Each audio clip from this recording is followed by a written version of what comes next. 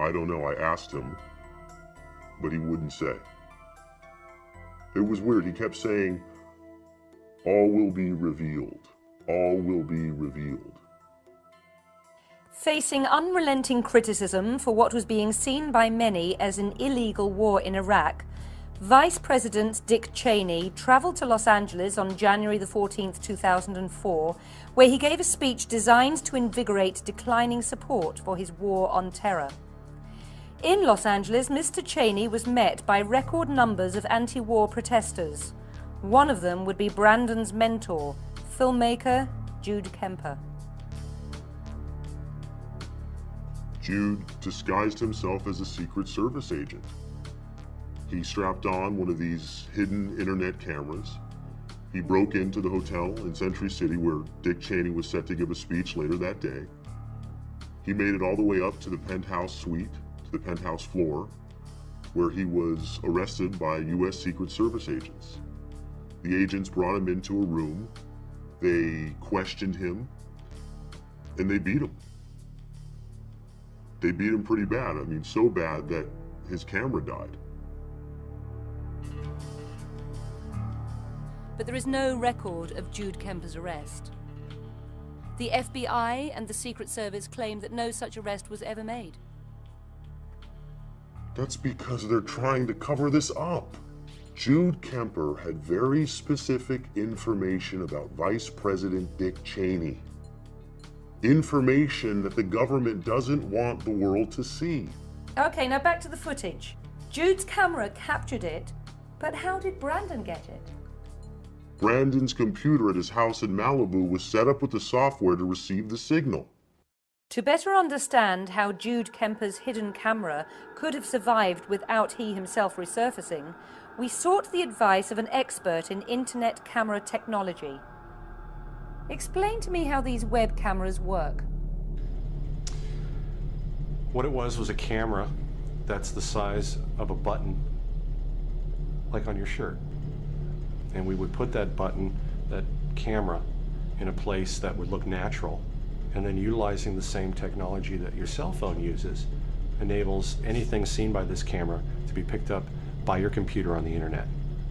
In an effort to ascertain the legitimacy of the footage, I spoke with retired Secret Service agent Lem Braggs. Mr. Braggs has first-hand knowledge of presidential detail, having been on the team protecting President Reagan the day he was shot. Mr. Braggs, in your opinion, is this footage real? There are several things we have to look at in an effort to verify the accuracy of this footage. First, the Situation Room. That does follow United States Secret Service protocol. After a suspect's arrested, he's detained on the premises while the Vice President's removed. And as far as I can tell, what I saw in that footage, that room, is accurate as far as in terms of equipment. There is something very curious about these images. Jude Kemper gains access to the hotel by what appears to be underground tunnels. What do you know about these tunnels? I'm reluctant to talk about the tunnels. There's a tunneling system underneath the Century Plaza Hotel. As a matter of fact, there are tunnels that crisscross the whole of the United States. For what purpose? The transportation and protection of dignitaries, politicians, presidents, vice presidents, chiefs of staff, diplomats. But even if Jude Kemper had knowledge of these tunnels, it wouldn't exactly be easy for him to access them, now would it? There's absolutely no way. The tunneling systems in our country are impossible to penetrate. They're as difficult to access as the Oval Office. So then you're saying that another Secret Service agent, perhaps a mole, let Jude Kemper pass? That'd be the only way.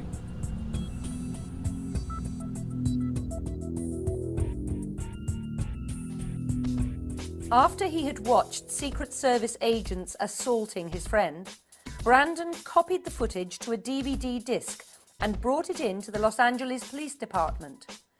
Truthseeker TV has confirmed that Brandon spoke with a police detective named Scott Purcell. Purcell took down Brandon's statement and promised that he would get back to him. But he never did. Detective Purcell refused us the opportunity to interview him for this report. What did Brandon do after the police failed to investigate? He went to the Secret Service. He went to the FBI. But they all ignored him. They refused to do anything. And that's when he started writing letters. And he wrote a lot of letters. I mean, he wrote to Congress, he wrote to his senators. I think he even wrote a letter to the president. But nothing happened. Everyone was ignoring him. According to Mr. X, after weeks of trying to get both local authorities and the federal government to help him get justice for his friend, Brandon made a decision that would prove to be fatal. He decided to go looking for Jude on his own. So Brandon goes on his search for Jude, and he hires you to videotape him while he investigates. Why film this? Because he had a sense that he was getting in over his head and he wanted it documented in case something went wrong, which it did. Do you regret getting involved in Brandon's investigation? Lady, I don't have a home anymore. What do you think? Where's the first place you went on your investigation? We went to Detective Scott Purcell's house.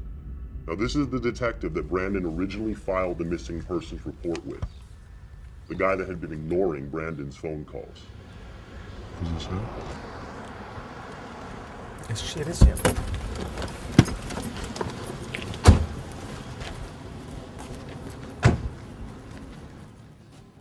How did you find out where he lived?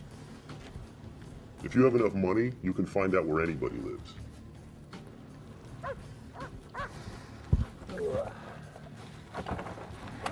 Detective Purcell, Brandon Corey. We've met before. I'm now doing a documentary about my friend Jude Kemper's abduction. What are you doing here? I wanted to ask you a few questions about the case. Who's he? That's He's, we're doing a And documentary. take off. He's with me. No, I don't care. Get him off my property. Now. I just wanted to ask Get him you a off few- my property. Brian, go across the street. Maybe you didn't understand me. I said get off my property. Go on, go across the street. Turn that thing off. Listen, turn it off. I just wanted to ask you a few questions. I haven't heard What the from hell do you you in 2 think months. you're doing? What do you... This is my house, okay? This is where I live with my family. My wife is in there. My children are in there.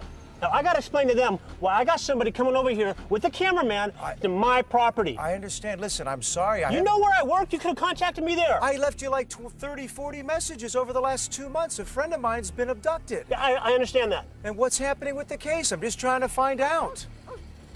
I'm not trying to intrude here. I mean, I respect that, but I need to know what's happening. I'm only going to say this once. I'm not going to answer any of your questions. I'm not on the case anymore. That's it. Well, who's on the case? I told you, I'm not going to answer any more of your questions. I'm not working the case anymore. So that's where our tax dollars go, huh? Jesus Christ. You've got to have some kind of information. Help me here. Something, a lead. I'm not answering who can I any talk to? other questions. Off. But who? Get off. Jesus Christ. It confirmed exactly what we thought, that the United States government had gotten to Detective Purcell and stopped him from investigating.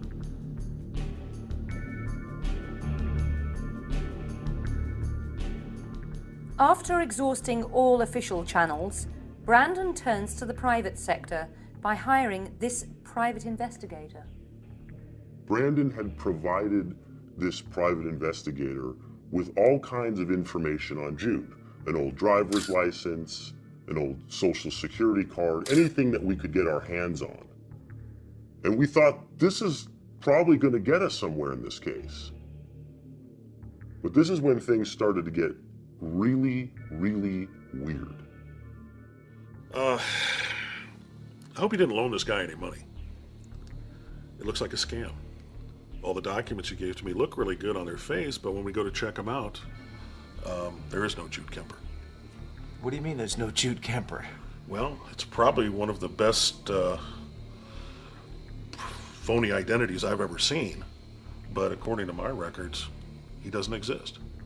This is a friend of mine. We've known each other for 6 years. You got his phone bill. You got his property deed. He owns his house. Well, as far as property goes, it's owned by a mortgage company in Los Angeles. Cheney was set to give a speech later that day. He made it all the way up to the penthouse suite, to the penthouse floor, where he was arrested by U.S. Secret Service agents. The agents brought him into a room. Great declining support for his war on terror. In Los Angeles, Mr. Cheney was met by record numbers of anti-war protesters. One of them would be Brandon's mentor, filmmaker Jude Kemper. Facing unrelenting criticism for what was being seen by many as an illegal war in Iraq, Vice President Dick Cheney traveled to Los Angeles on January the 14th, 2004, where he gave a speech designed to invigorate.